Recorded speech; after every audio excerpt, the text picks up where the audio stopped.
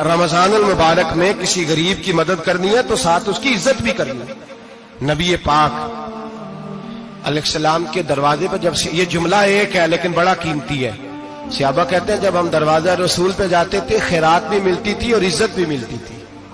خود بھیک دے خود ہی کہیں منگتے کا بھلا ہو، خیرات بھی ملتی تھی اور عزت بھی ملتی تھی۔ نبی پاک ساتھ عزت بھی دیتے تھے، مسکین کو غریب کو دیں اور خیر خائی کریں۔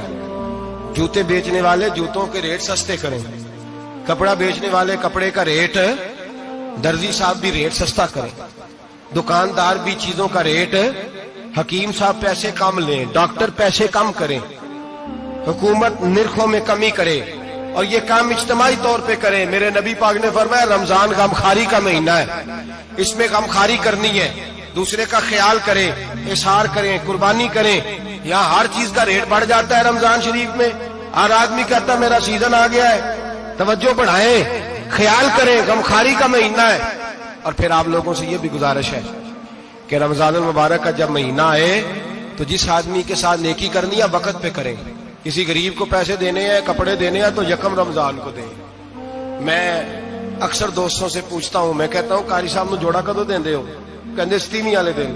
میں کہ مینوں لگ گئی سمجھ، تہاڈی سازش ہے کدھر سواں کے پا نہ لوے، ایویں مولوی چودھری صاحب دے نال دے کپڑے پا لے تے کتنے لکھیا ہے اینوں دینا ہے 27۔ تسی دسو 27 والے دن کو درزی سی کے دیندا ہے، انہوں 3 گنا بھی پیسے دئیے تو کہندا جڑے باقی نے انہاں دے نہیں بٹن پہ لگ دے میرے کولوں، کتھوں جوڑا سی کے؟ تو کس دن دیتے ہو قاری صاحب کو؟ کیا مقصد ہے؟ پہننے کے لیے دے رہے ہو یا اس لیے دے رہے ہو کہ نہ پہن سکے؟ تو بھائی آپ جب کسی کو کچھ چیز دیں گے تو کب دیں گے؟ جب وہ استعمال کر سکے۔ غریب کو لوگ فطرانہ دینے جاتے ہیں عید سے ایک دن پہلے، تو کیا کرے گا اس کا؟ نہ تو کپڑے خرید سکا نہ روٹی لا سکا، بلکہ میرے حضرت صاحب فرماتے ہیں رمضان سے پہلے دے دو، رمضان کی نیت کر کے رمضان سے 1-2 دن پہلے دے دو، اللہ رمضان جتنا ثواب ہی عطا فرمائے گا۔ رمضان سے پہلے دو جس کو کچھ ہے دن، قبل از وقت تیاری کرو۔ اور میرے قبلہ صاحب فرمایا کرتے اپنے کپڑے بعد میں، غریب کے بچوں کے کپڑے پہلے، اپنے گھر کی ضروریات بعد میں، غریبوں کی ضروریات، اس لیے کہ اللہ پاک نے ان کا رزق بھی ہمارے گھر بھیج دیا، ہماری ڈیوٹی لگائی ہے کہ تم نے بانٹنا، بانٹنے والے بنو۔ اور یہ ذہن بنائے کہ پتہ نہیں کس کا حصہ تھا جو اللہ نے میرے گھر بھیجا، یہ ذہن بنا کے بانٹ۔ اور جس کو دینے جائیں، ہاں آپ کو اجازت ہے تھوڑا بہت پتہ کرنے کی، لیکن تھوڑا بہت تفتیش کرنے کی اجازت، بال کی کھال اتارنے کی اجازت۔ میں نے دیکھا ہے لوگ غریبوں کا انٹرویو لیتے ہیں، تیرا تو فلانا کمانے والا نہیں، تیرا تو فلاں بچہ، او بھائی بہت سارے غریب ایسے ہیں، بڑے ہیں جو کمانے کی کوشش کرتے ہیں لیکن ان کا سبب نہیں بنتا۔ ہاں ہے ایسے لوگ جو سعودی عرب چلے گئے ہیں، کہتے ہیں تیرا تو فلاں باہر نہیں گیا ہے، گیا ہے، لیکن سارے سعودی عرب جانے والے بھی مال کمانے کی طاقت نہیں رکھتے، کئی وہاں بھی بیٹھ کے بیچارے قرضوں میں الجھے ہوئے ہیں، وہاں والوں کے ظلم کا شکار ہے، بہت ساری آزمائشوں میں۔ تو تفتیش عطا فرماتا ہے، تو نیت دیکھ تیری کس طرح کی۔ تو میرے بھائی غریب کو دیں، قبل از وقت دیں۔ رمضان مبارک میں چوتھا کام، بات آخری اور چوتھا کام سنیں، رمضان میں دین سیکھیں۔ شیطان قید ہوتا ہے زیادہ سے زیادہ، اور جب آدمیوں کا پیٹ خالی ہوتا ہے نا تو ذہن جو ہوتا ہے نا وہ بھی اس کا فریش ہوتا ہے، اس میں کوشش کریں دین سیکھنے کی۔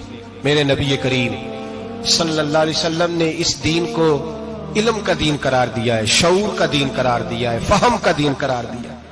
نبی پاک صلی اللہ علیہ وسلم نے فرمایا ایک عبادت کرنے والا عشاء کے بعد کھڑا ہو اور فجر تک نماز پڑھتا رہے، ایک عالم دین عشاء پڑھ کے سو جائے، اٹھ کے فجر پڑھ لے، تو وہ 70 عبادت کرنے والوں کا درجہ زیادہ نہیں، عالم کا درجہ پھر بھی زیادہ ہے، اس عالم دین کا درجہ زیادہ ہے، اس لیے کہ وہ لوگوں کو آگاہی دیتا ہے، شعور بخشتا ہے۔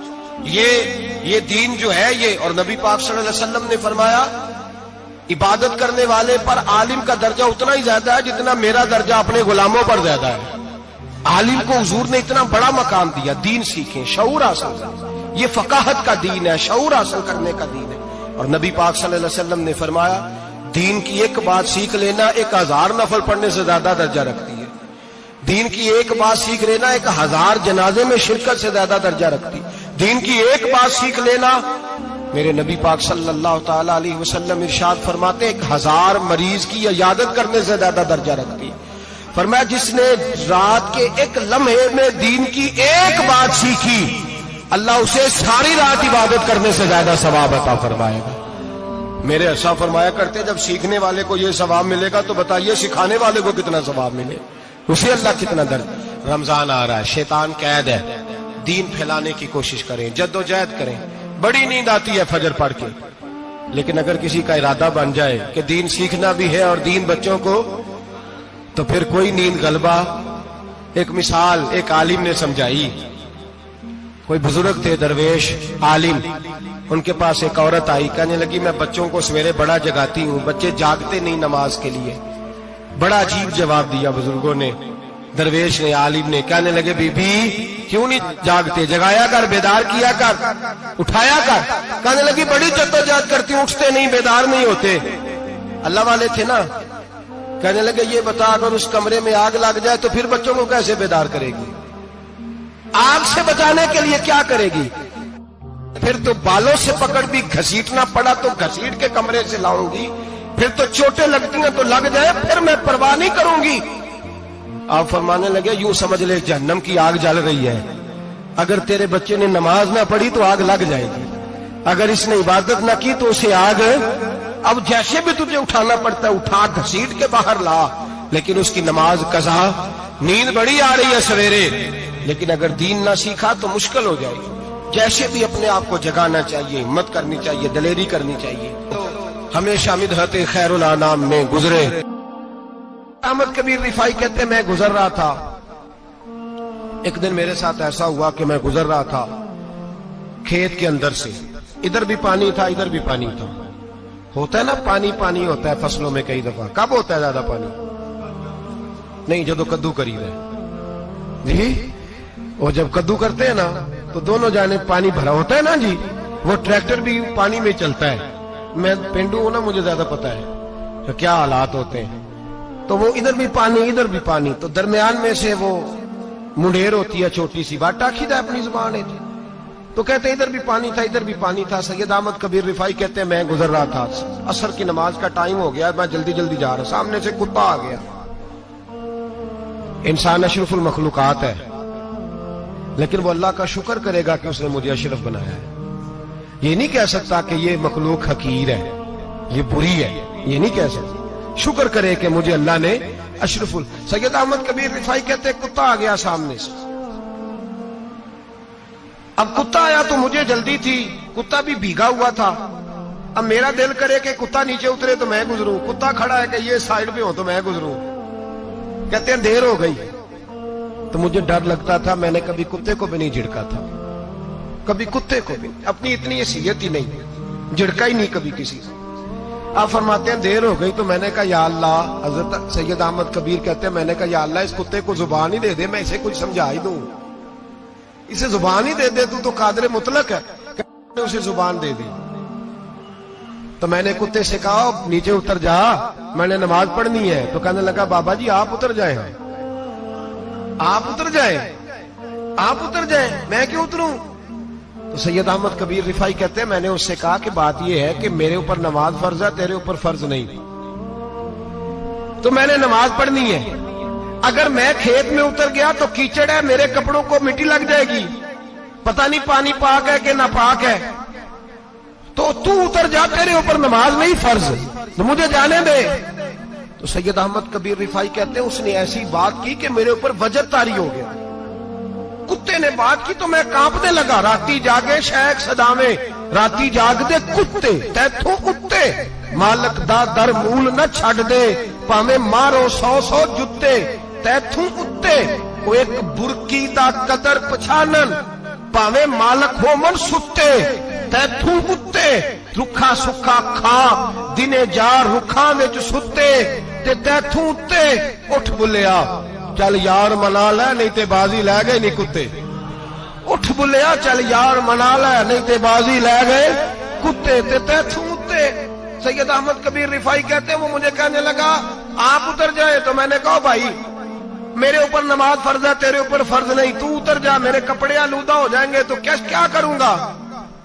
تو کہتے ہیں اس نے بات کی تو میں گھبرا گیا اور چھلانگ لگا کے میں کھیت میں اتر گیا.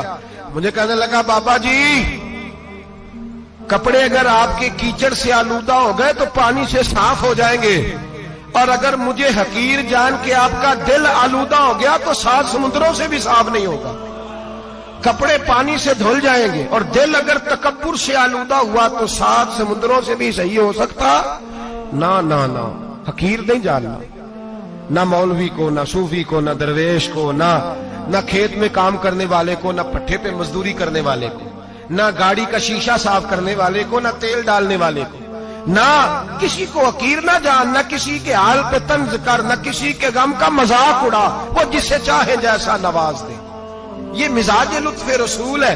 نہ کوئی آیا لے کے چلا گیا، کوئی عمر بھر بھی نہ پا سکا، میرے مولا تجھ سے گلا نہیں، یہ تو اپنا اپنا نصیب ہے۔